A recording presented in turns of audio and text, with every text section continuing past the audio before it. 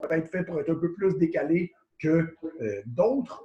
Mais les grandes lignes, au niveau normal, on va parler du sportif après, au niveau normal, la chrononutrition suggère qu'on devrait manger beaucoup plus en début de journée et devrait manger quand le soleil est debout. Parce que l'être humain est un animal diurne. Pour ceux qui se croient très supérieurs, l'être humain est un animal. Donc, on doit respecter les cycles circadiens normalement pour que ça fonctionne. Après ça, pour l'athlète, c'est certain que ça va dépendre du type de sport et de la personne.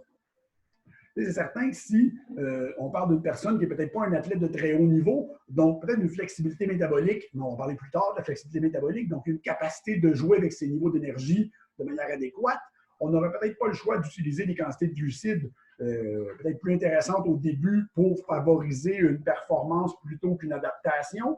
Donc, c'est de voir après ça que la personne, quels glucides j'utilise puis comment je les utilise pour optimiser. Je te dirais qu'un des meilleurs points que j'ai appris au fil des années en discutant avec plusieurs experts et en testant en pratique, c'est qu'un des seuls points qui est très peu variable en nutrition, c'est la quantité de protéines. Donc, la quantité de protéines a une variable acceptable. Après, comment tu vas gérer les calories, mais ça va dépendre beaucoup de la digestion de la personne, du type de sport, de sa sensibilité à l'insuline et de son horaire. Okay, donc, il y a vraiment un. C'est très. On peut très difficilement quantifier pour un sportif parce que, tu sais, on disait, on prend un joueur de football, par exemple, et on va prendre un boxeur professionnel. Bien, les deux ne s'entraînent pas de la même manière, pas au même moment. Tu n'as pas le niveau. C'est certain qu'un athlète de plus haut niveau, ça va paraître beaucoup plus quand tu vas jouer avec son alimentation de manière très, très précise. 80% des clients qui vont venir te voir ne sont pas des athlètes de haut niveau. Donc, ils vont des athlètes d'un bon niveau, on appelle des athlètes de fin de semaine. Donc, ils vont s'entraîner, mais ce n'est pas leur vie. Là, ils ne deviendront pas champions du monde de badminton. Donc, il faut quand même, oui, on peut améliorer, mais pour la différence que ça va faire quand tu n'es pas dans un haut niveau, souvent, ça peut être quand même minime. Si tu respectes tes bases, là, au lieu de la performance, ça va être intéressant, mais à moins, par exemple, on parlait beaucoup de CrossFit, parce que les athlètes de CrossFit, eux autres, compétitionnent à un niveau très élevé, qui est très performance. Donc, les athlètes comme ça, on va voir une bonne différence. Pour les autres, déjà d'améliorer leur alimentation, donc de timer, donc on va utiliser l'anglicisme timer, pour, avec les nutriments, avec l'entraînement, va être super intéressant. Après ça, de faire des micro-ajustements, je pense que c'est plus que le niveau de la personne augmente, plus tes micro-ajustements sont nécessaires. Ouais, c'est ça. Et par rapport, donc on parle de flexibilité métabolique, par rapport à la nutrigénétique, donc penser qu'un métabolisme serait plus tourné vers le glucide ou la protéine, ce genre de choses. T'en penses quoi, toi, de ça? Il y a beaucoup, en fait, il y a beaucoup d'études, et je ne suis pas le spécialiste en nutrigénomique. Si vous connaissez un peu Luce Musi, qui habite à l'île de la Réunion, ouais. Luce étudie avec mon ami Christy Williamson, qui est une doctorat en nutrition spécialisée en nutrigénomique. Donc, oui, il y a des gènes qui vont faire qu'une personne utilise plus facilement les lipides comme source d'énergie, et il y a d'autres gènes qui vont faire que la personne digère peut-être moins bien l'amidon. Donc, ça devient intéressant comme concept. Ouais.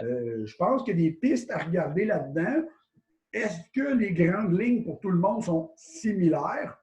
Oui. Est-ce que ça va varier tant que ça d'une personne à l'autre? Ça pourrait varier beaucoup, mais c'est certain que c'est peut-être des pistes à regarder chez les athlètes, justement. Par exemple, tu prends un athlète qui a un très bon niveau, puis malgré une alimentation qui est bonne, ça n'a pas l'air d'être fantastique. Ben OK, peut-être pousser un petit peu plus loin donc les tests, parce que les tests de génétique ne sont pas tellement chers aux États-Unis. Là, on parle autour de 100 à 200 $, donc c'est très pas cher. L'analyse est un peu plus chère, mais si on calcule 200 $, peut-être 125 €, l'analyse 300 €, donc on parle de 400-450 € pour une image très précise. C'est pas très cher. Hein? Ouais. Ah, parce que quand on va aller dans le spécifique et aller chercher, comme tu dis, vraiment la performance, je pense que l'athlète est prêt à faire ça, en fait, je pense. Ben, c'est vraiment un athlète, oui. Ouais. C'est ça. Si je considère comme ça, oui. Cool.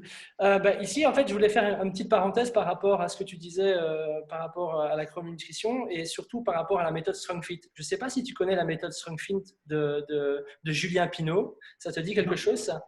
Non. Pas du tout. Ben voilà, c'est un peu, je pense que c'est un peu un truc qu'il est en train de faire sur le côté. Là, il est en train de faire des tests exactement par rapport à la nutrition. Et en fait, il met en adéquation ce que tu prends suivant la journée par rapport à ton système nerveux.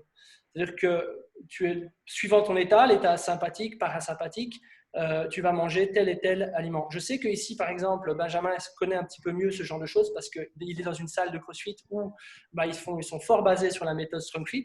Et voilà, est-ce que tu peux un peu aussi nous aider par rapport à ça, Benjamin, tu vois, par rapport à ça, qu'est-ce qui se dit? Oui.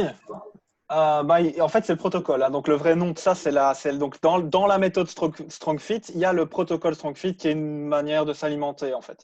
Moi, ce que je trouve super intéressant dans cette méthode-là, c'est dans le protocole pour le coup, c'est qu'il met justement, voilà, comme Bastien l'a très bien dit, ce que tu vas manger, donc en macro, donc glucides, lipides, protéines, va amener une certaine réponse de ton système nerveux.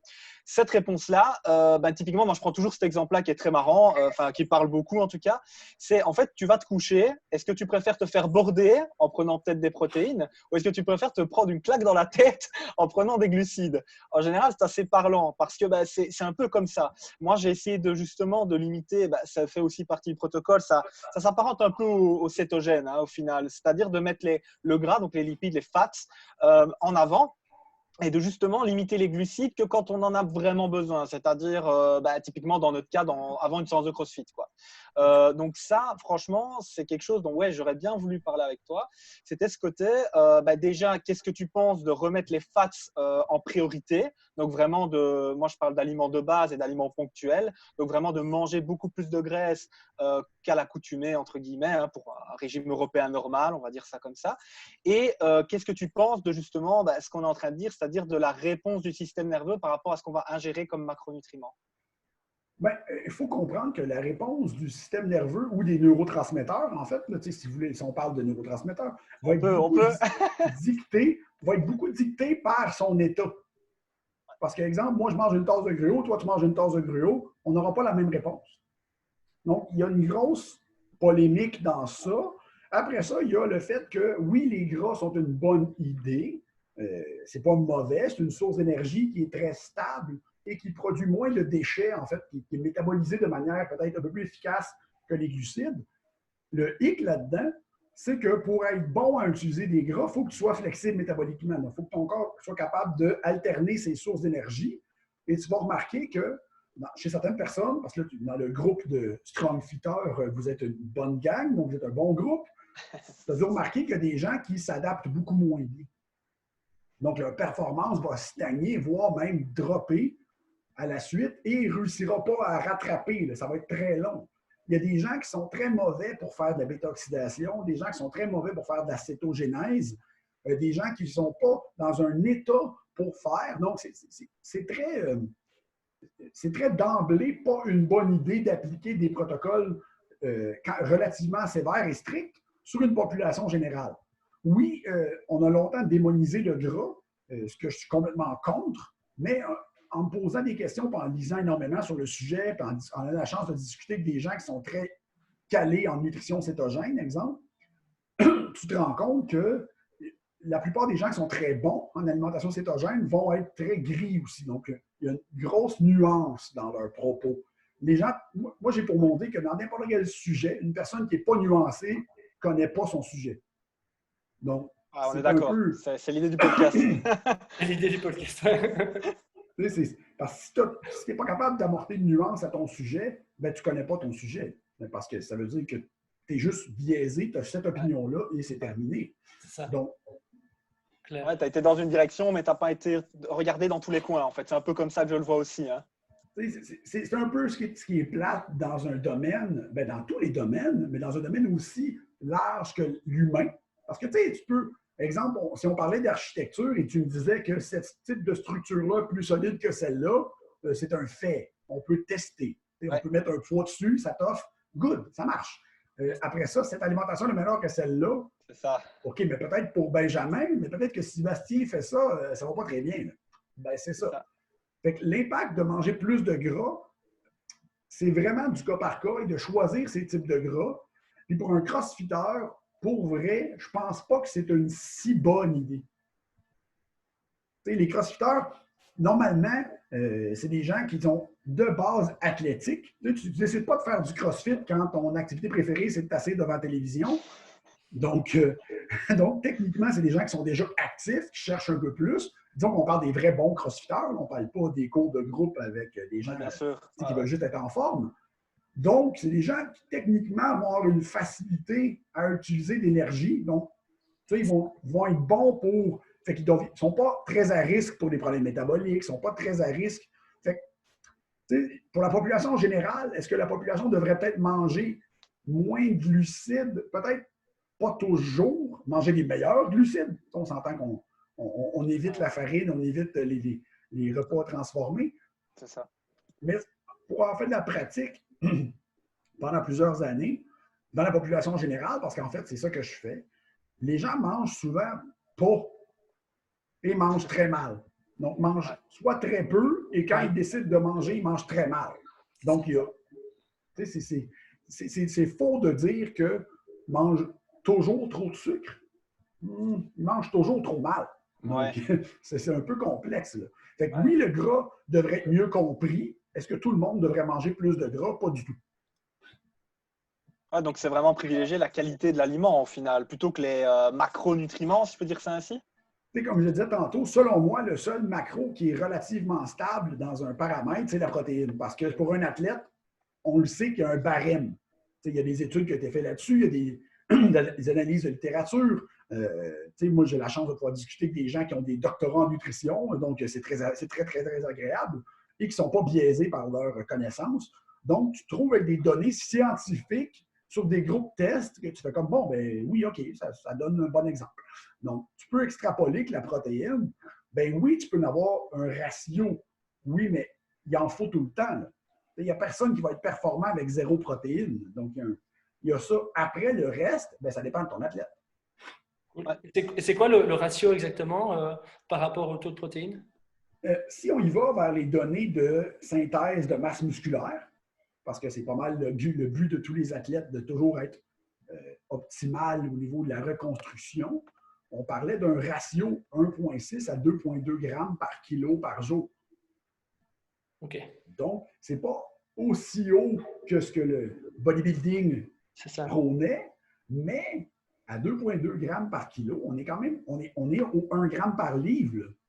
Donc, ça ressemble pas mal à ce que les bodybuilders vont aller dans leur diète, disons, hors saison. Là. Donc, on est encore là il y avait de l'anecdotique et de l'empirique, mais les données scientifiques ont comme pas mal confirmé que c'était les dosages pour maximiser la synthèse de protéines. Donc, au-delà de ça, il y a le corps n'est pas capable d'ingérer, c'est ça, la protéine, si tu montes à au-dessus de 2,2?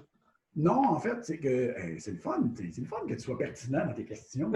Mais j'essaye. Ils se sont rendus compte que après, l'effet qui était intéressant, ce n'était pas un effet de synthèse de protéines parce que le corps n'était pas capable de faire plus de muscles. Ouais. Mais c'est que le corps, tu sais, quand le corps veut, vous connaissez le concept on appelle ça en anglais le protein turnover rate. Donc, le corps dégrade des protéines et il crée des nouvelles protéines. Donc, vous connaissez le concept. Ouais. Si tu en dégrades plus que tu en fais, ben, tu perds de la masse musculaire, tu perds du tissu. Ils se sont rendus compte que quand tu augmentais au-delà de 2,2, comme tu fournissais des acides aminés supplémentaires, bien, le corps pouvait piger dans ça.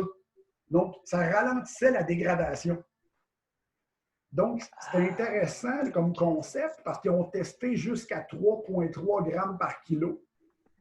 Et ils se sont rendus compte qu'il y avait des gains en masse, puis ils ne comprenaient pas parce que le taux de synthèse n'était pas plus haut. Mais après ça, quand ils ont regardé le ratio, ce que le foie exportait, en fait, parce que le foie a toujours c'est lui qui décide pas mal toujours ce qu'il lui prend puis ce qu'il relance. Donc, comme le foie décidait qu'il y en avait beaucoup trop, bien, il mettait en circulation des acides aminés que le corps pouvait utiliser comme énergie, comme qu'on appelle la néoglucogénèse, et garder sa masse musculaire. C'est pour ça que les diètes, on va utiliser l'exemple du bodybuilder, du culturiste qui est tout le temps très sévère. en période de sèche, va augmenter sa protéine à des ratios qui sont incroyables, mais il lui permet de garder sa masse musculaire. C'est ça.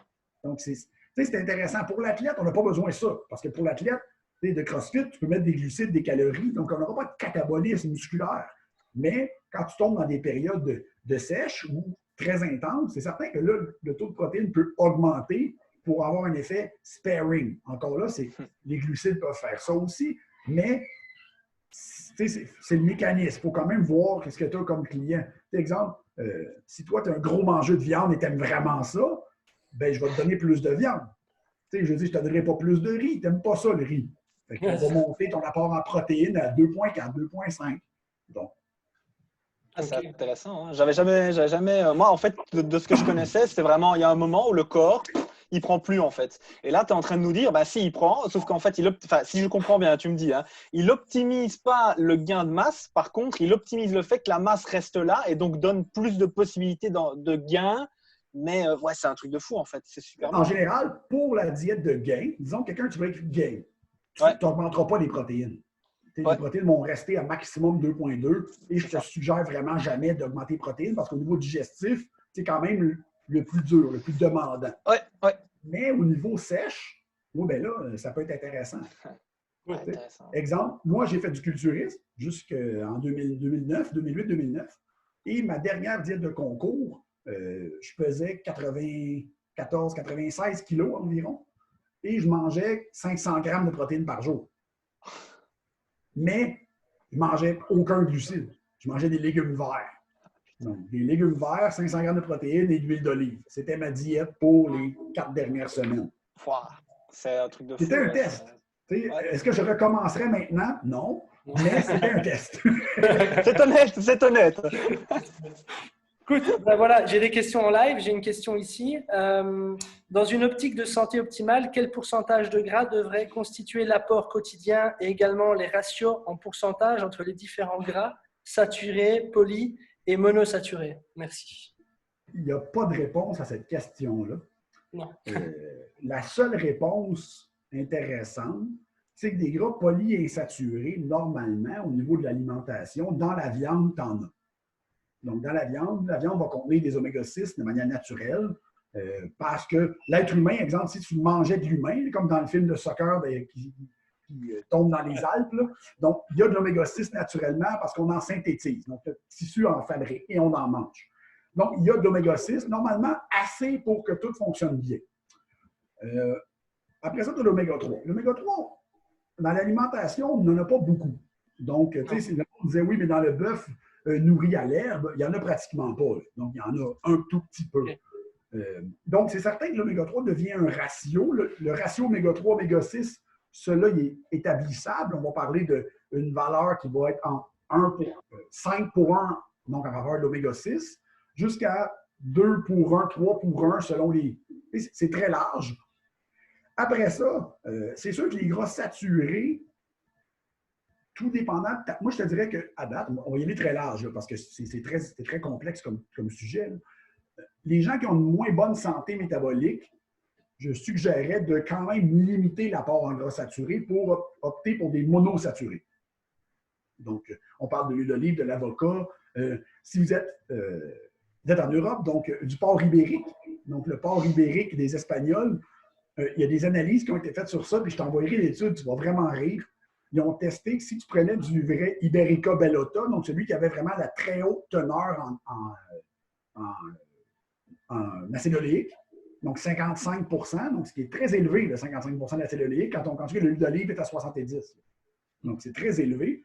Et ils ont testé que s'ils donnaient du Iberica Bellota ou du normal, il y avait un changement au niveau du métabolisme de la personne. OK, good. Donc parce que la ratio gras changeait et le taux de gras monoinsaturé augmentait. C'était très spécial comme étude. J'ai fait comme, oui, mais c'est très facile à trouver. Là. Tu marques Iberian Pork Monosaturated, Google, puis ils vont te sortir l'étude. C'est très drôle. Mais la plupart des gens devraient plus opter vers une diète qui est un petit peu plus riche en gras monoinsaturés qu'en gras saturés, à mon avis. Là.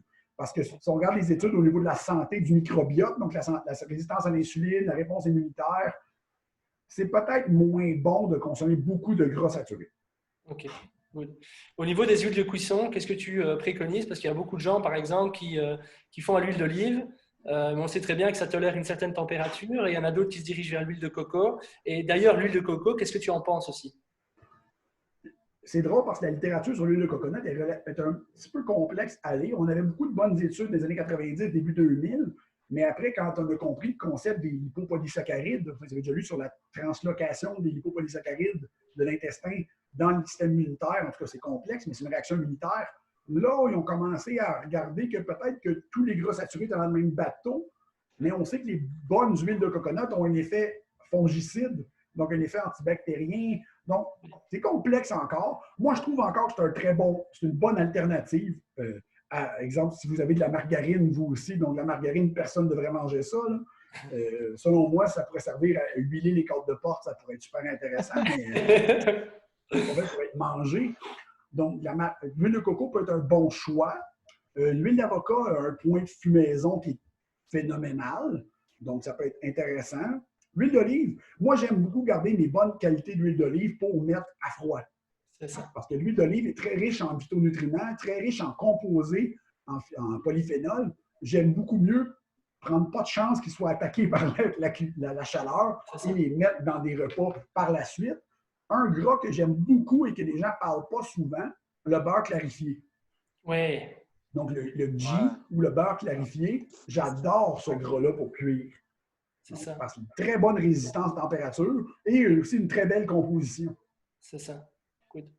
Ouais, c'est vrai parce qu'il y a les gens en parlent pas trop parce qu'il y a aussi ce côté, le cholestérol et tout ça. Il y a aussi tout ce truc, ouais, on n'ose pas trop. Moi, j'ai tendance à prendre avec le beurre aussi. Ouais, je suis tout à fait d'accord avec l'huile d'olive. Et alors là, j'aimerais bien avoir ton avis. Moi, ce que je fais aussi, c'est dans mon café du matin, je prends un café et je mets de l'huile de coco dedans pour l'acuité mentale en fait. Et moi, j'ai vraiment senti un petit. Alors, je sais pas, c'est peut-être aussi, tu sais. C'est placebo, Benjamin. Ouais, voilà, il y a un petit côté, tu sais, moi, je me convainc d'un truc, c'est fait. Tu vois ce que je veux dire? Donc, qu'est-ce que tu en penses de ça? Il faut savoir que dans l'huile de coco, il y a 62 de triglycérides à chaîne moyenne, donc ceux qui vont être plus facilement utilisables en cétone. Mais c'est le plus court des trois qui est facile à utiliser. Donc, c'est l'acide caprique ou l'acide caprylique. Lui est très faible. Donc, il y en a très peu. Donc, il est très bon pour l'effet placebo. Mais donc, idéalement, des huiles MCT serait peut-être un meilleur choix. Si tu regardes, il y a même des compagnies qui ont standardisé le huile MCT pour tenir plus de C8, donc l'acide gras chaîne moyenne le plus court, pour faciliter la production de cétone. Donc, ça pourrait être intéressant. Est-ce que si tu es dans une diète qui n'est pas faible en glucides, ça ne sert à rien? Si tu n'as pas une bonne flexibilité métabolique, ça ne sert à rien. Ouais, donc, les athlètes, tu es tout à l'heure d'un athlète, Benjamin, donc c'est peut-être que ça t'aide, mais sinon, je dirais que, à part les chances d'avoir des troubles gastro-intestinaux parce que tu en as trop mis, non, c'est pas bon. Ouais, non, j'ai pas, honnêtement, mais je pense que voilà, tu touches des choses intéressantes parce que je pense que d'un point de vue métabolique, justement, j'ai un bon métabolisme et ça depuis que je suis gosse. Donc, moi, j'ai toujours essayé justement de tenter des choses et c'est pour ça que je suis très, très content qu'on ait réussi à t'avoir avec Bastien ici parce que voilà, je pose des questions qui sont, tu m'as fait plaisir, tu m'as dit qu'elles étaient pertinentes, mais c'est aussi des questions que je me pose un peu toujours en me disant, tiens, est-ce que c'est bon? Se remettre en question, je crois que c'est vraiment la base de toute évolution et je te remercie de nous aider à le faire, quoi. Et il y a ici une personne qui demande qu'est-ce que c'est l'huile MCT en fait? L'huile MCT, il y a des compagnies qui ont extrait les triglycérides à chaîne moyenne. Donc, si vous savez qu'il y a des triglycérides, on a à chaîne courte, chaîne moyenne, et chaîne longue et chaîne très longue. Okay? Donc, on ne s'élaborera pas. C'est sur la longueur de la chaîne de carbone de la molécule. Donc, dans les gras les plus longs, exemple, on parle de les oméga 3. Donc, les oméga 3 ont des chaînes très, très, très, très longues. Après ça, on regarde les gras saturés en général ont des chaînes longues. L'acide oléique a une chaîne longue. Je me souviens, 18 carbone. Donc, 16 ou 18, désolé, je ne me souviens pas de tout ça par cœur. Donc, les chaînes moyennes dans l'huile de coconut vont représenter 63 de la molécule. Donc, C8, C12, C10, C14. Donc, 8 carbone, 10 carbone. Donc, c'est des acides gras que le corps a plus de facilité à briser pour utiliser de l'énergie. Okay. Donc, leur structure permet une utilisation plus facile. En Amérique du Nord, c'est quand même relativement simple à trouver. donc de medium chain triglycerides. C'est pour ça qu'il y avait ça des MCT, donc des triglycérides à chaîne moyenne. Donc, ça se trouve en liquide, ça n'a pas de goût. Idéalement, commencer avec des très petites doses parce que le système digestif ne trippe pas là-dessus. Donc, ça se peut que les toilettes vous appellent si vous en prenez trop. D'accord, cool. Ici, petite question par rapport au gluten. Comment laisser le gluten de côté et quelles sont les alternatives? On sait que ça amène de la sensibilité intestinale, que ça a peut-être amené la maladie de Crohn. Voilà. Qu'est-ce que tu peux nous dire par rapport aux alternatives au gluten? Bien, écoute, on va commencer d'emblée. Moi, selon moi, le gluten n'a amené aucune maladie. Le fait que l'être humain soit aussi mauvais qu'il l'est, c'est ça qui a fait les maladies.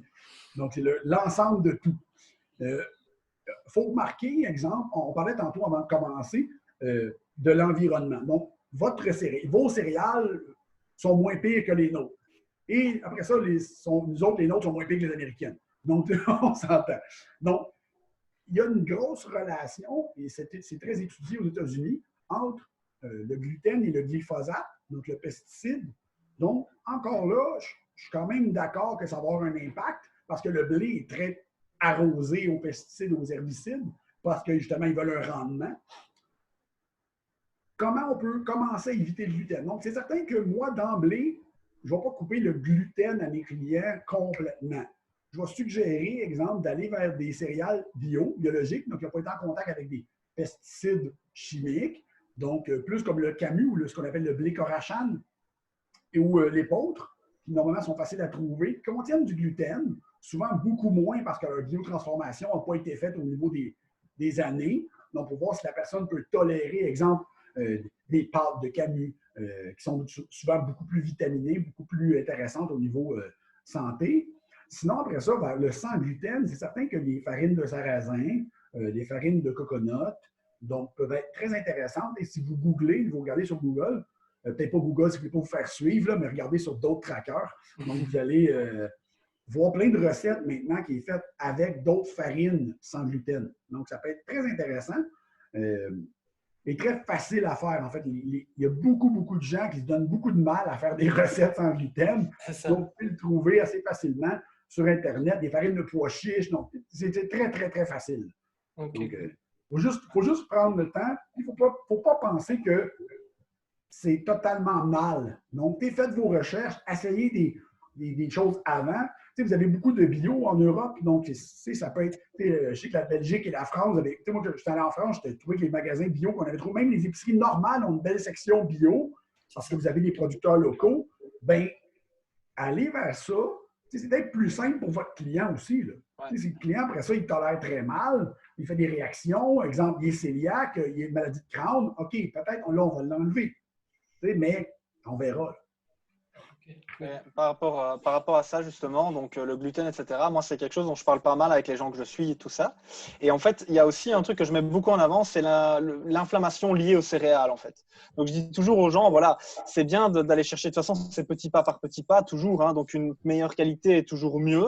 Parce que de toute façon, enfin, je sais pas ce que tu en penses, mais pour moi, supprimer un produit du jour au lendemain, c'est clairement pas pouvoir aider le client. Enfin, voilà, je préfère l'éduquer que d'être autoritaire, quoi. En somme, c'est l'idée derrière mon travail. En tout cas, pour toi, est-ce que ça vaut vraiment est-ce que le jeu en vaut vraiment la chandelle, point de vue inflammatoire? Parce que moi, depuis que j'ai changé dans mon alimentation, j'ai enlevé le pain.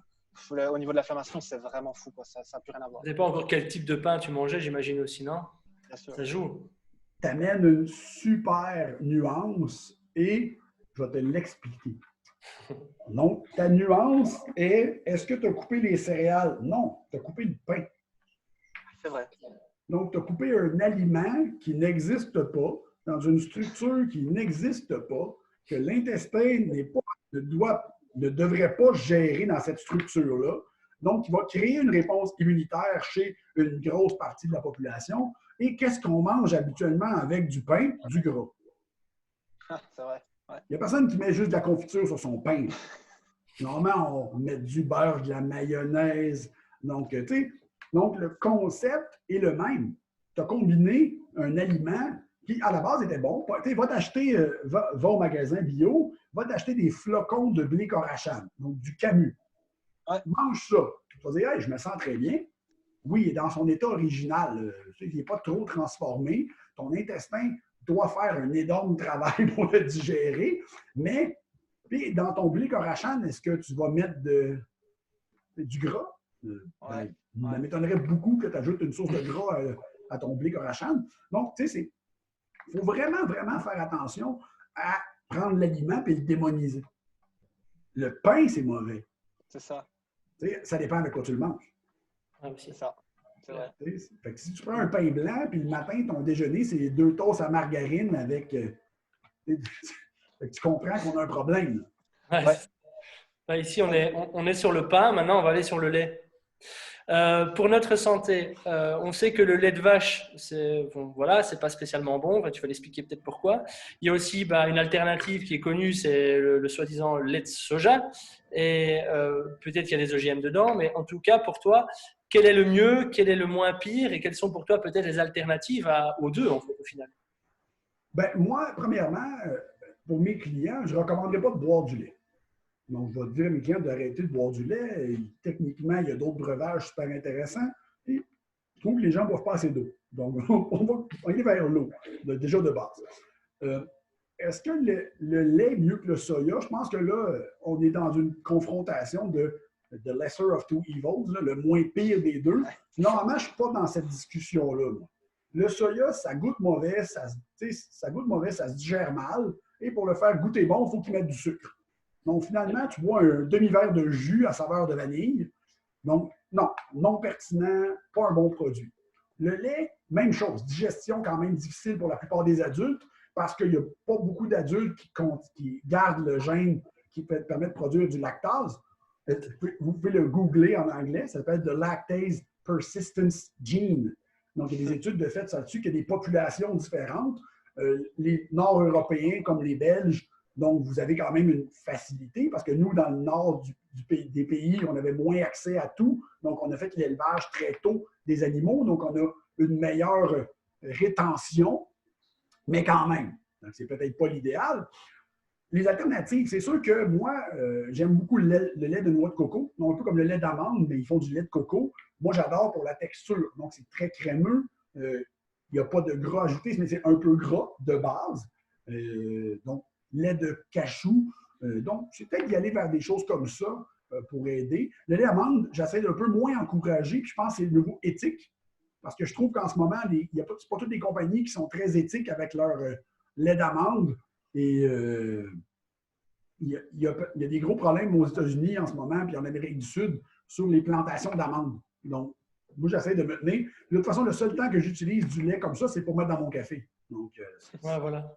C'est tout. Et peut-être une alternative, peut-être, qui est connue, le lait de chèvre. T'en penses quoi, ça, du lait de chèvre? Le lait de chèvre peut être intéressant. Encore là, on a le même principe que c'est pas le même lactose. Donc, supposément que les moins allergènes, mais encore là, pour vrai, personne ne devrait être obligé de boire des quantités astronomiques de lait d'un animal.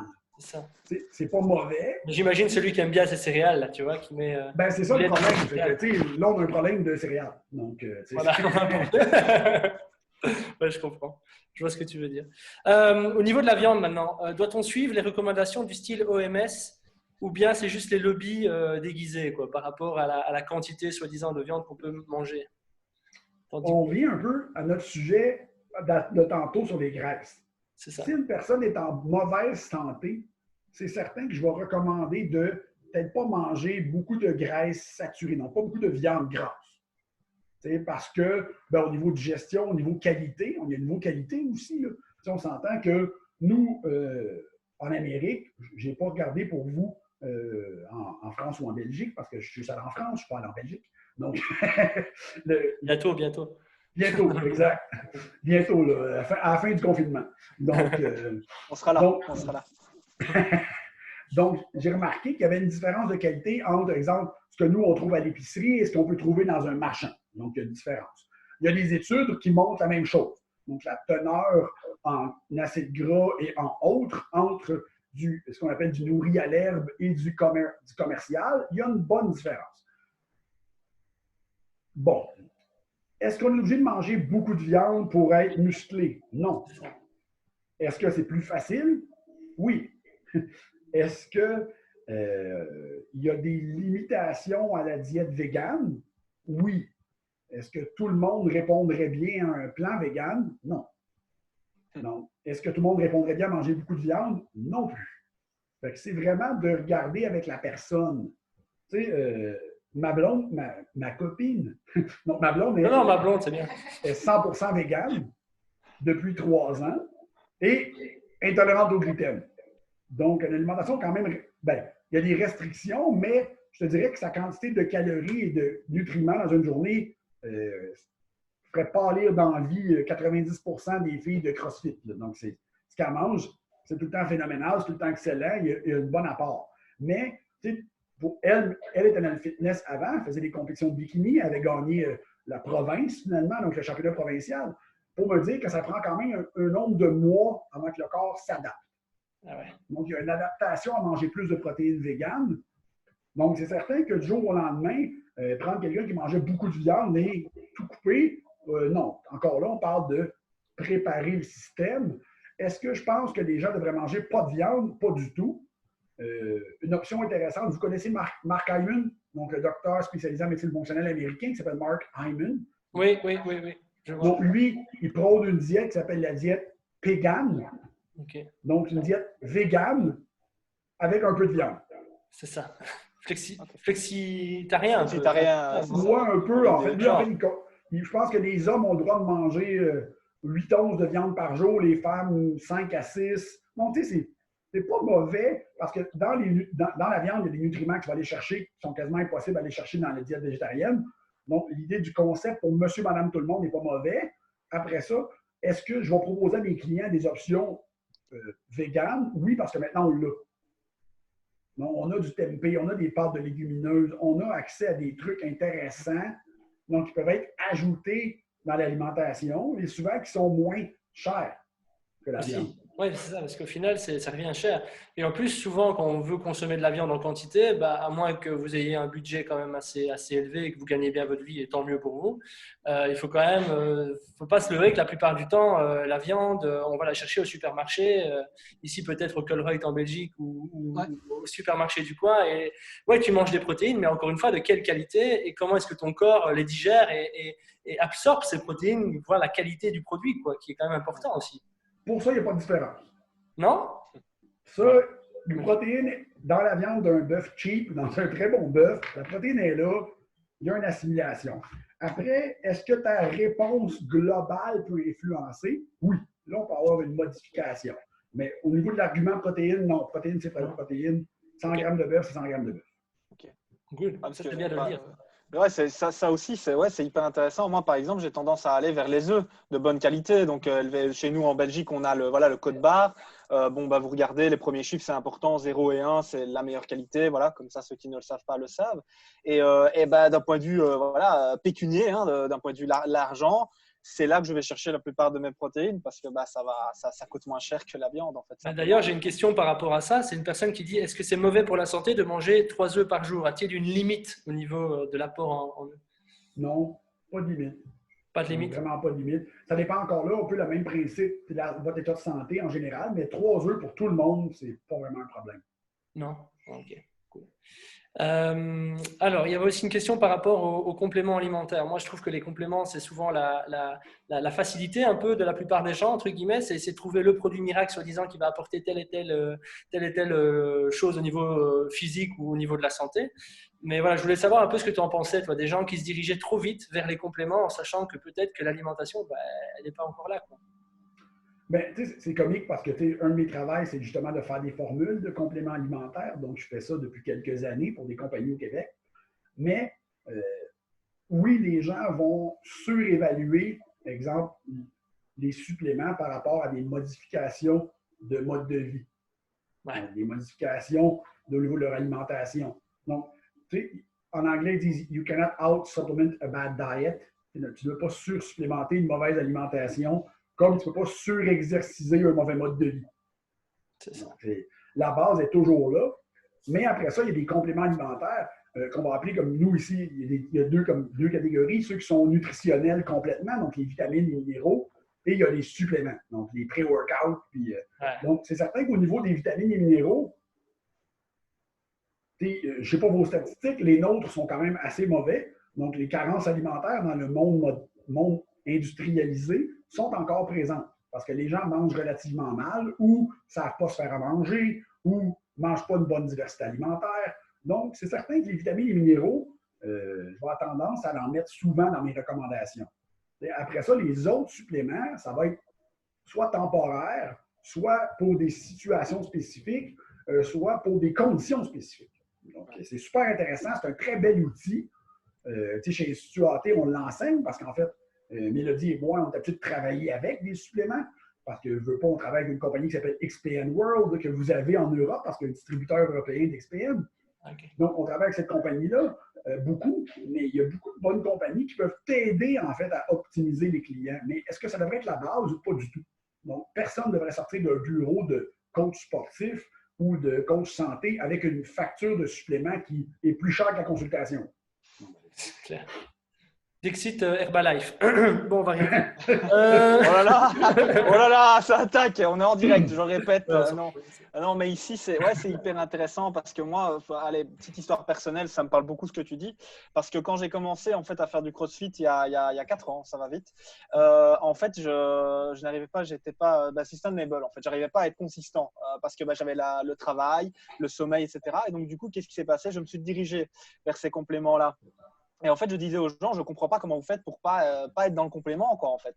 Et c'est justement grâce aux gens qui m'entouraient et qui m'ont expliqué, ben voilà, je dors X heures, je mange ça, que je me suis dirigé vers plutôt la qualité dont tu n'arrêtes pas de parler depuis le début du live, parce que c'est la priorité, c'est aller chercher des aliments de qualité et vers cette éducation aussi. Parce que ouais, un complément peut t'aider à boucher certains trous, etc. Mais ça ne doit pas du tout être la base sur laquelle tu vas construire. Ça, je crois qu'il faut vraiment que vous l'entendiez, quoi.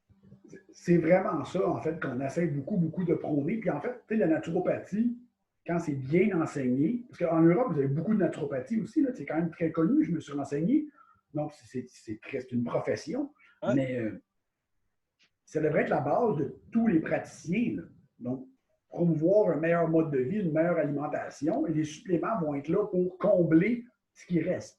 C'est ça. Tu sais, donc, oui, des affaires comme l'oméga 3, du magnésium, donc des vitamines D, oui, c'est certain. Là, du magnésium, 95% de mes clients ont la suggestion d'acheter du magnésium. Et est-ce que ça marche dans 95% du temps? Oui. Il y a une amélioration sans que je leur dise ce que ça fait. Je ne leur dis pas ce que ça fait et j'ai l'effet. Et ils le sentent, toi. Exact. Quel est ton avis sur les cures et produits détox? Ça résume mon avis. Voilà. Mais donc, c'est mauvais et inutile et du marketing incroyable. Okay. Il y a des utilités pour certains de ces produits-là parce qu'en herboristerie, exemple, les bases d'artichaut ou les bases de dents de lion vont être intéressantes pour la vésicule biliaire, le foie, le transit, exemple, mais il faut savoir comment s'en servir. Le corps se détoxe très bien tout seul si tu manges bien. Donc, c'est certain. Est-ce que tu peux optimiser ou supporter des pathways de détoxification? Oui, mange de la vraie nourriture, ça devrait le faire. Après ça, est-ce que tu peux, pour, mettons, certains problèmes, amplifier un pathway? Oui, mais le système de détoxification fonctionne en plusieurs étapes. Vous avez appris ça dans votre beau cours de biologie. Donc, le foie détoxifie en plusieurs étapes et après, tu dois l'évacuer. Donc, qu'est-ce qu'on va commencer? On va commencer par essayer de l'évacuer tous les jours. Parce que si tu fais des femmes dans ta clientèle, tu vas te rendre compte que ce n'est pas quelque chose qui arrive souvent, que les femmes évacuent à tous les jours. Donc, ça sert à quoi de faire l'usine fonctionne très bien, mais on ne sort rien, on accumule dans le backstore. Ouais, c'est peut-être pas une super idée. Oui. OK. Cool. J'avais encore une question par rapport à un complément type et je voulais savoir ce que tu en penses. À mon avis, tu vas rire aussi. Qu'est-ce que tu penses des fat burners? Les fat burners, en fait, ça a été prouvé que certains fat burners… Certains, ouais. Oui. Donc, ceux qui étaient populaires en Amérique du Nord dans les années 80, donc avec de l'éphédrine, fonctionnaient. Donc, il y avait une augmentation de la dépense calorique et une augmentation de la lipolyse parce que l'éphédrine, avec la caféine, ça fonctionnait. Est-ce qu'encore là, c'est de mettre un sparadrap sur le bobo? Oui. Donc, on patch le problème. Les fat burners, à moins d'être comme un complément, comme un pré-workout que tu t'en sers pour t'allumer, si vous regardez, XPN fait une poudre qui s'appelle le Burn X, qui est un mélange de caféine avec. Oui, mais les gens ne prennent pas juste ça pour perdre du gras, ils prennent ça pour motivation. Il y a la caféine dans un gros café, ils prennent ça à la place d'un café. C'est intéressant, là. Ça peut être de dire que je veux prendre ça pour perdre du gras. Oui, mais ton déjeuner, c'était des céréales, donc c'est un peu stupide. C'est ça. C'est ça. Un côté approche mentale qui est amené par le produit, ça c'est quelque chose que j'ai vraiment du mal aussi avec tout ce dont on a parlé tout à l'heure, sans vouloir reciter de nom, Herbalife, voilà. Il y a ce côté, en fait, j'ai rien contre ça, mais en fait, ce qui me dérange, c'est que ils enlèvent, en fait, ils proposent un produit qui n'est absolument pas avantageux, mais en fait, vu qu'il y a moins de problèmes à prendre ce produit-là, moins nourrissant, nanana, en fait, c'est aller dans la bonne direction, mais de la mauvaise façon, en mentant en fait sur la façon de fonctionner du truc. Et ça me dérange un peu. C'est vraiment parce qu'il y a aussi, tu vois, pour moi, il n'y a pas de bon ou de mauvais chemin, mais la façon de le faire est importante. Et il y a vraiment ce côté qui me dérange en fait. Le truc cool, c'est que ça change souvent le mental des gens. En fait, ils sont vraiment entourés et ils sont vraiment supportés, etc. Et ça, c'est très, très cool, vraiment. Par contre, commencer à dire, ouais, regarde, tu maigris grâce à ça. Non, c'est peut-être parce que tu as arrêté de manger 3 pizzas par semaine. Voilà, c'est ça. Tu vois, c'est ça, en fait, que j'ai un peu du mal avec ça. Après, il y a du positif parce que tu pousses les gens à s'améliorer, mais mettre le produit en disant, regarde, c'est grâce à ça, ça, je suis d'accord avec toi, j'ai du mal, vraiment. C'est ça. J'ai travaillé dans un magasin de suppléments pendant comme 13 ans.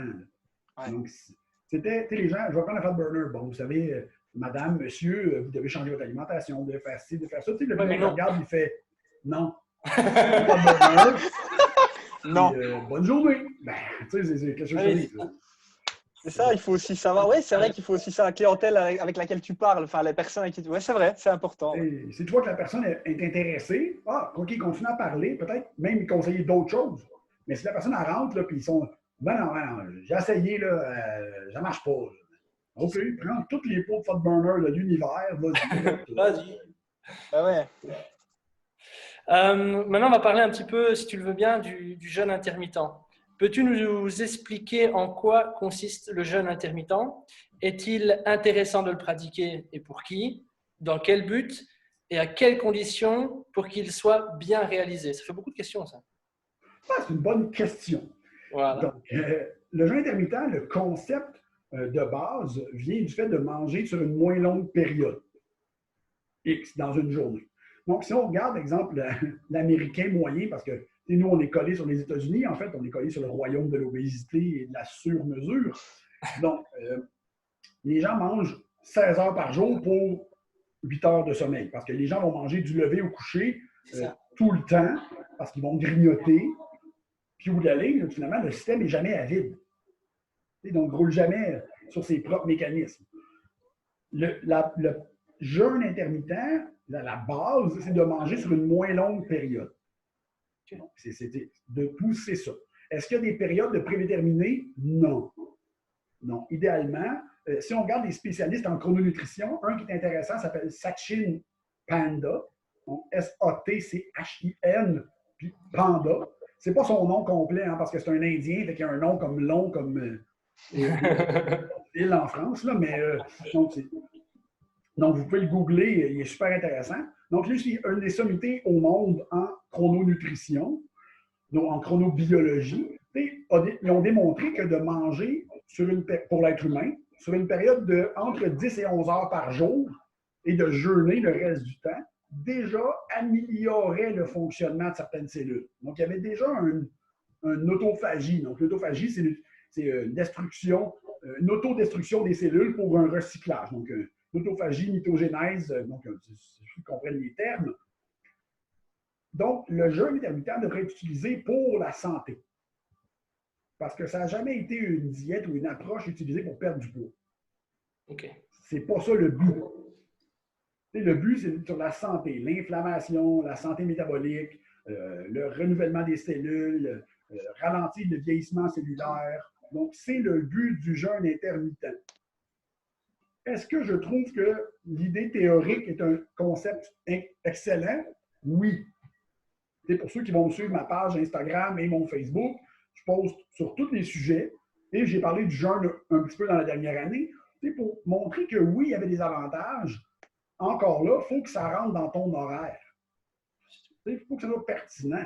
Si, exemple, le matin, Bastien, sa job, c'est de travailler dans un bureau 9 heures par jour avec une job très stressante, que le matin, il doit se lever, manger, partir.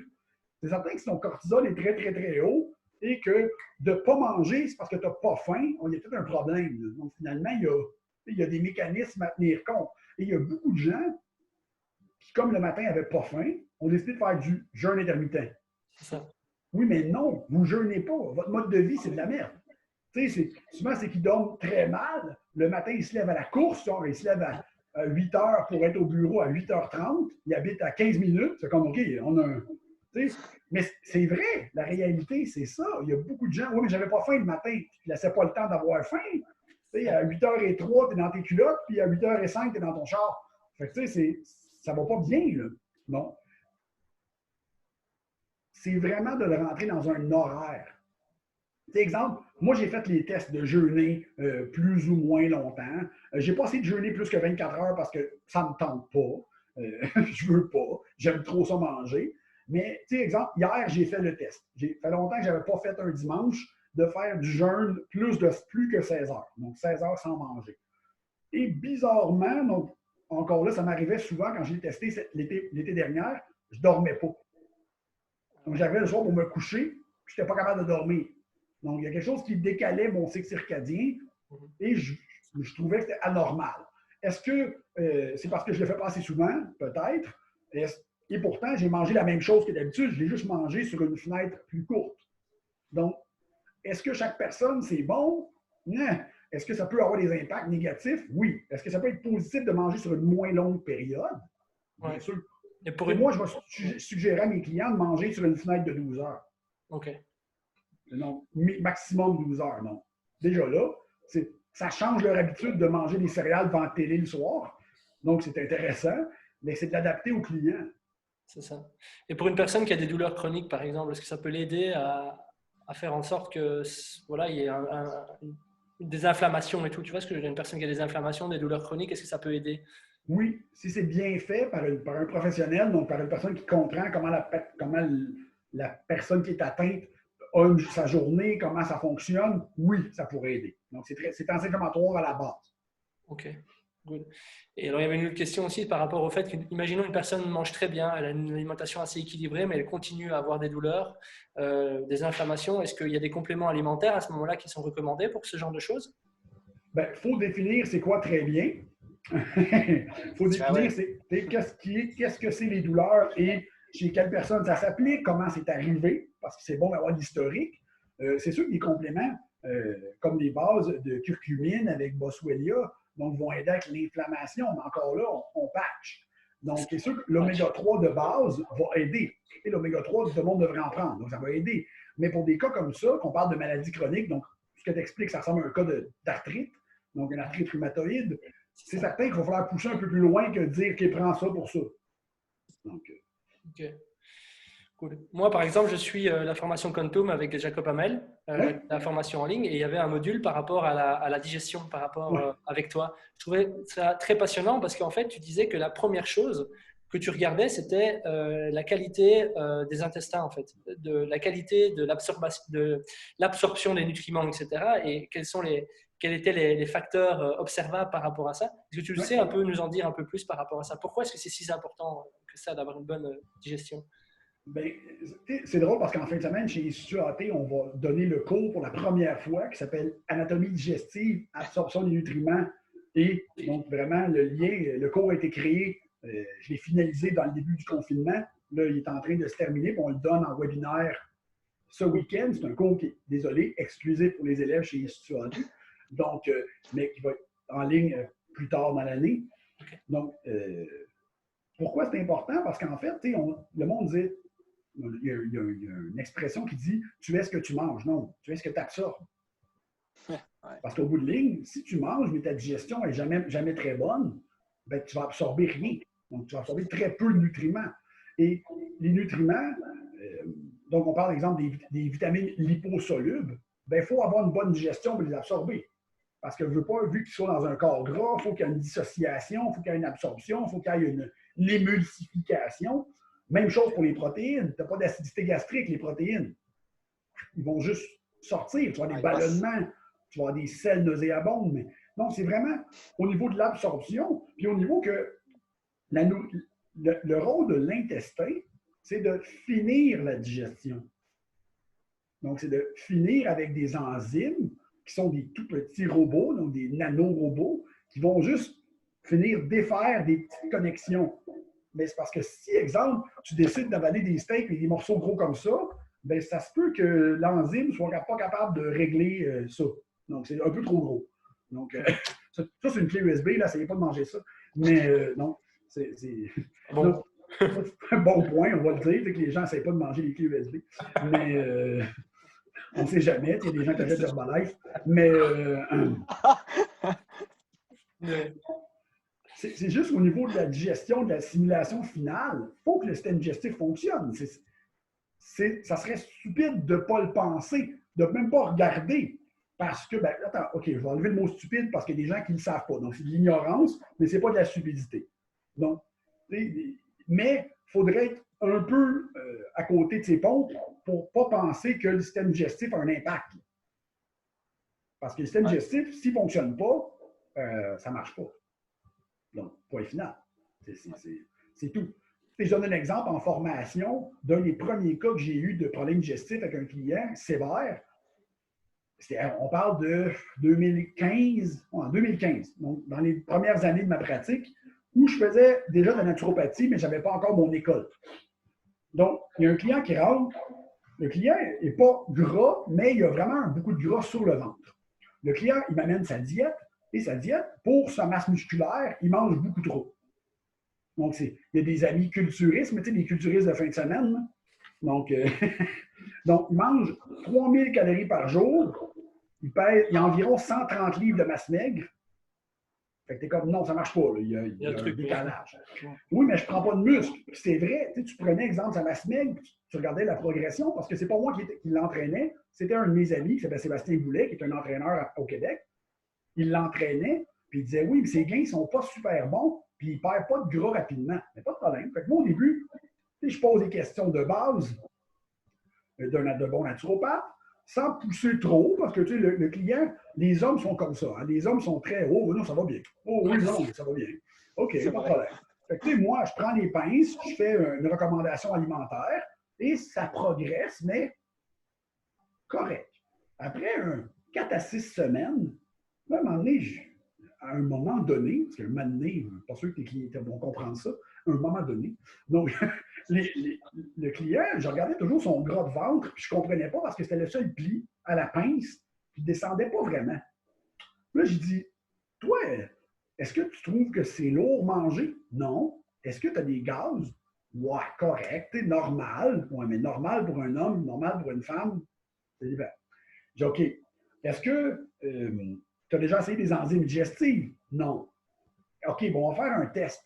Je vais te donner des enzymes dans mon pot. J'avais des pots à la maison, donc je donne peut-être une vingtaine de capsules. Je dis, tu vas en prendre une avant chaque repas. Pendant la prochaine semaine, tu m'envoies des nouvelles après quelques jours. 3 jours plus tard, je reçois un texto.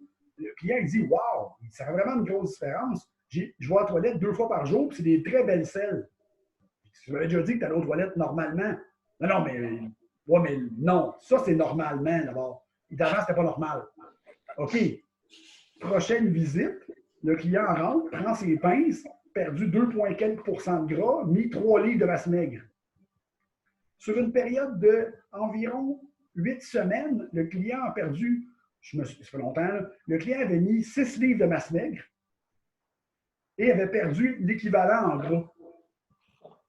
C'était très drôle parce que l'entraîneur, Sébastien, il est très, très comique. C'est un gros gars, là, 6 pieds 1, pas de cheveux, 250 livres dans ce temps-là. Il m'envoie un message et il dit je sais que tu ne donnes pas de stéroïdes à tes clients, mais qu'est-ce que tu as donné à, disons, Martin, des enzymes digestives? Il dit pour vrai? Oui. Wow! Il dit ça paraît sur sa shape. Oui, je le vois, je prends ses pinces. Il dit non, mais ses poids augmentent. Il est plus fort. C'était mon premier cas drastique de changement puis on n'a rien touché. Pour être sûr, je n'ai pas touché à son alimentation. Et moi, avec moi, il mangeait peut-être autour de 2000 calories, 2100, qui était plus raisonnable. Puis là, tout d'un coup, il se met à faire du muscle. C'était très drôle. Ah, c'est fou, hein? J'étais comme, OK, ça, c'est un exemple assez intéressant de qu'est-ce que tu absorbes. C'est ça, exactement. C'est ça. Ouais, c'est Ouais, clair. parce que tu n'as rien changé à part le fait que ce qu'il mangeait était vraiment digéré, quoi. Ça, c'est un truc de fou. Exact. Oui. Excellent. Et par rapport à ça, les antinutriments, t'en penses quoi, toi? Je pense qu'au niveau de l'alimentation, il y en a beaucoup. Tu sais, on parle beaucoup d'antinutriments dans la diète végétarienne, donc l'acide phytique.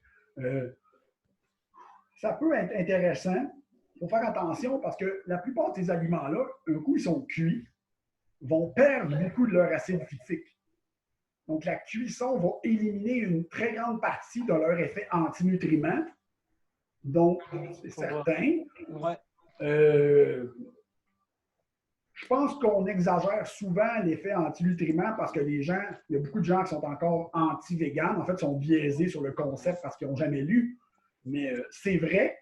Est-ce que c'est grave au point que les articles vont le montrer? Selon moi, la plupart des articles sont juste alarmistes. Donc, ouais. Maintenant, il y a aussi… Excuse-moi, Bastien. Pour continuer, merci. Pour continuer sur l'antinutriment, justement, moi, ce que j'ai en tête, c'est le pain. Et en fait, c'est ce que tu m'as dit tout à l'heure, ce qui résonne, en fait. Par rapport, tu vois, tu me disais, ouais, le pain, c'est pas un aliment naturel et tout ça. Parce que pareil, j'ai déjà eu des débats sur, oui, le pain blanc, le pain gris, c'est lequel le mieux. Ouais, mais dans le pain gris, en fait, oui, il y a de meilleures qualités, mais en fait, tu as l'antinutriment. Et tu sais, c'est un peu, comme tu disais tantôt, c'est quoi le moins pire? Et c'est ce que j'explique aux gens. Et je suis déjà, voilà, c'est ça, je suis déjà rentré en confrontation avec même des amis proches en disant, si tu veux vraiment mon avis, arrête le pain.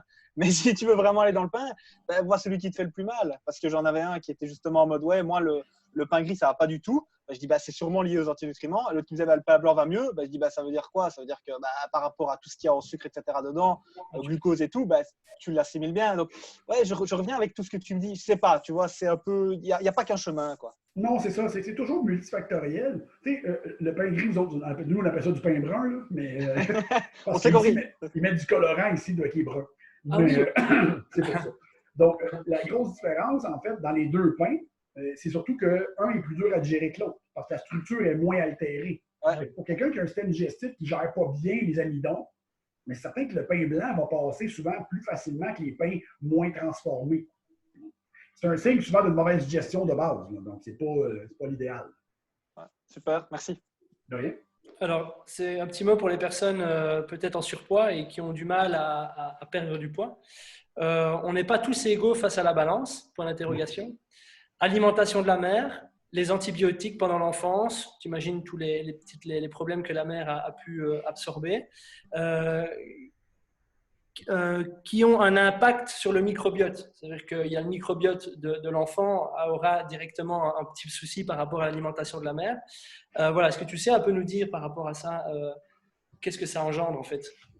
C'est certain que là, depuis qu'on l'ère du microbiote est bien avancée, là, ça fait environ 10-15 ans que beaucoup de littérature scientifique tourne autour du microbiote intestinal. Il faut savoir que c'est vrai qu'on a montré des relations entre l'état de santé, l'alimentation d'une femme enceinte, le type d'accouchement et les antibiotiques chez les enfants en bas âge sur la relation. Donc, on s'entend que ce n'est pas une causation. On parle d'une corrélation. Donc, ça amplifie les chances de. Point. Encore là, si on regarde une mère, exemple, que son alimentation serait du pain blanc avec des jus de fruits et toute la merde qui existe dans l'épicerie, il y a aussi une relation que quand son enfant va naître, qu'est-ce qu'elle va lui donner à manger? Oui.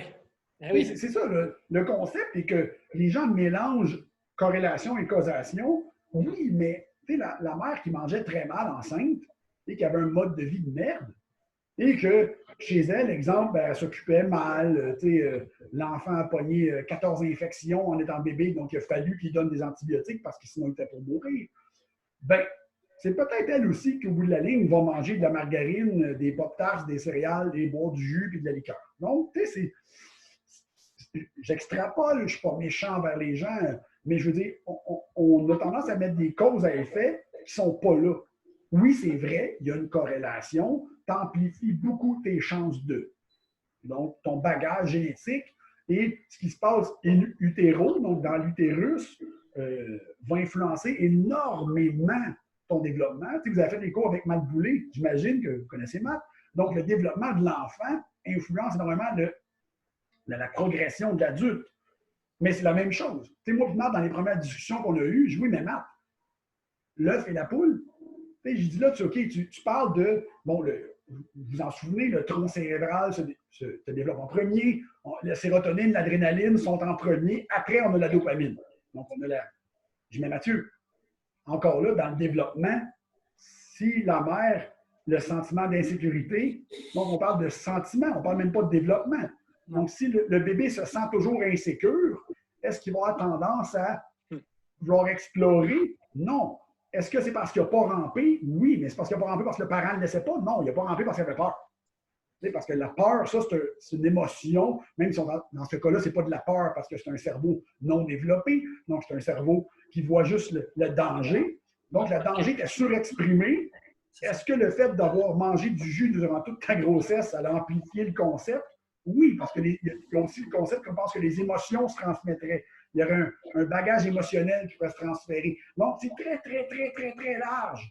Mais moi, je pense que mettre le dos sur ça, c'est déresponsabiliser. Clair. Il y a une prédisposition.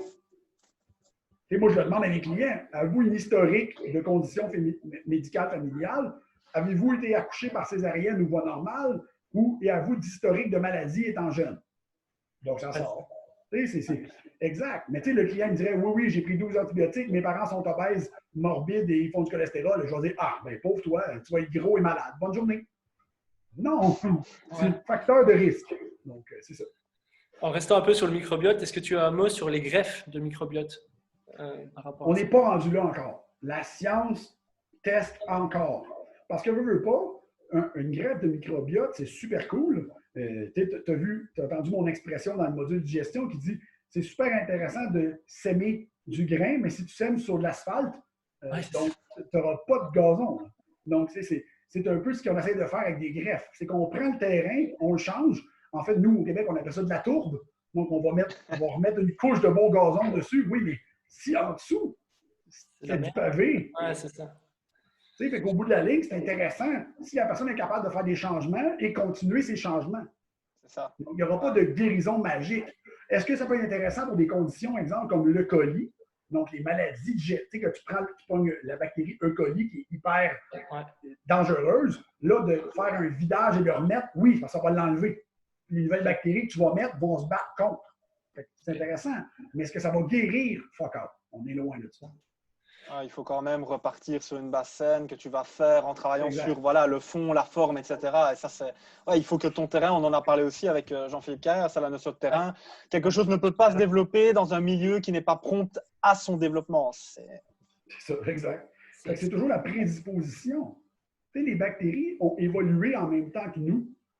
Tu sais, puis mon mentor, qui est en Europe, mais qui parle que anglais, parce que sinon, je l'aurais dit, vous pourriez l'interviewer, mais il parle que anglais et espagnol. Donc, il disait tout le temps que la relation que l'humain a avec son microbiote, c'est une relation. Ce n'est pas une dominance. No, it's a relationship between. C'est un host survival bidirectionnel. Donc, autant qu'on profite des bactéries, autant que les bactéries profitent de nous. Il n'y a pas d'avantage pathogénique de nos bactéries. Là. Donc, c'est une adaptation des deux.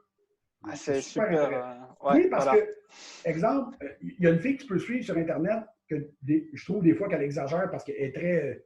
En ce moment, elle est partie dans la conspiration un peu, ce que j'aime pas, mais elle est très microbiote, puis elle démontre beaucoup que, en prenant des mégadoses de bifidobactéries, donc une bactérie qui n'est pas très présente dans le corps humain, dans l'intestin, je pense que c'est 1 à 2 du microbiote, donc c'est quand même relativement faible. En prenant des très bonnes doses, souvent, on peut tuer d'autres pathogènes. Parce qu'on a tellement de bifidobactéries qui vont compétitionner pour la nourriture, parce que c'est comme ça que c'est vraiment comme ça qu'ils se tuent. Donc, ils vont compétitionner pour la nourriture, puis si tu en as vraiment, vraiment beaucoup, qui prennent toute la nourriture que l'autre prend, bien, la bactérie, elle va juste réduire son nombre jusqu'à temps qu'elle ne soit pas capable de se défendre puis qu'elle perde le terrain. Donc, c'est toujours de créer l'environnement. OK, cool. Oui, on est sur 1h15, je pense. On va encore faire quelques questions. Je ne sais pas s'il y a des gens en live qui ont encore des questions à nous poser. Allez-y, c'est le moment. Moi, ici, j'ai une question sur les pro et prébiotiques. Oui. Oui ou non, et quand? Bien, il faut savoir que les prébiotiques, c'est des fibres. Donc, les prébiotiques, la plupart sont des fibres.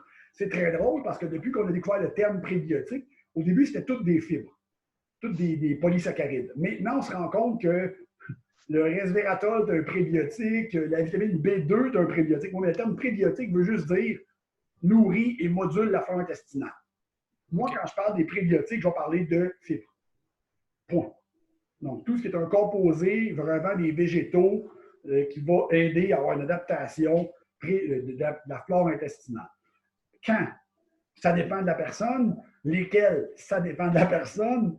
C'est certain que la plupart des prébiotiques dérivés des grains peuvent être plus difficiles à digérer. Donc, leur structure ne va pas leur permettre d'être digérée.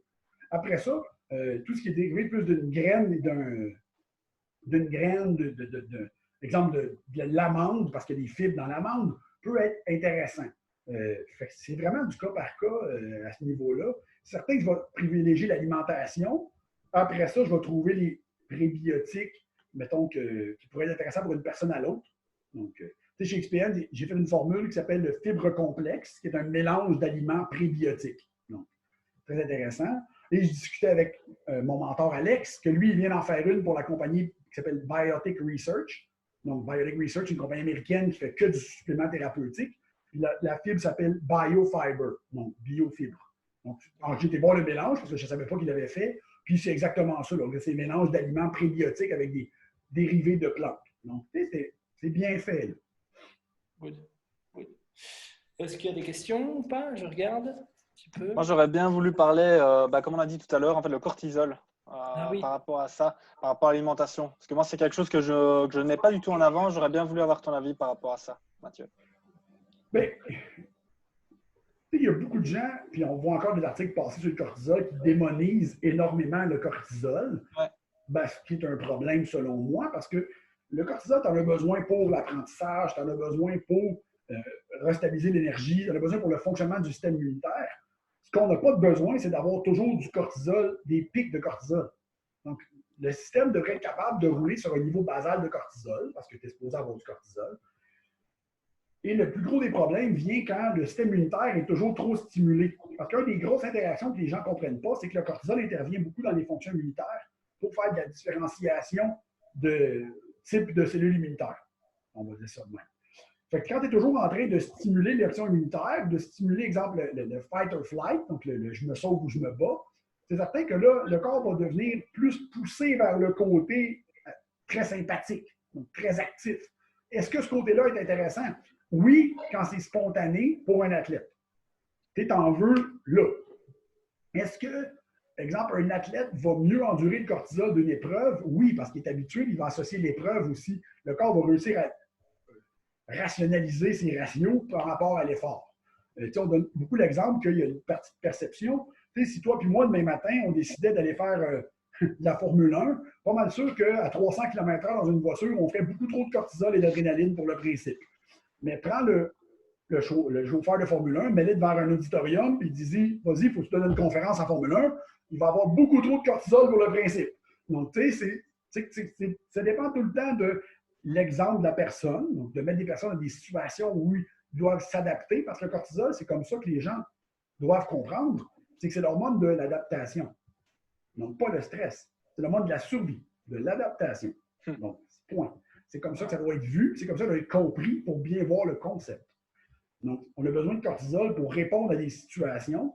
Le gros défaut, c'est qu'il y a beaucoup de gens que leur niveau basal est mal contrôlé, donc ils ont tout le temps un peu trop d'activation. Donc, quand tu arrives à répondre, soit qu'ils vont faire des overshoots, donc ils vont avoir beaucoup trop d'activation sympathique, ou à la longue, on peut avoir le contraire. Beaucoup de signal, très peu de réponse. Ouais. Parce que le corps devient désensibilisé, donc on a une résistance qui peut se passer dans le système.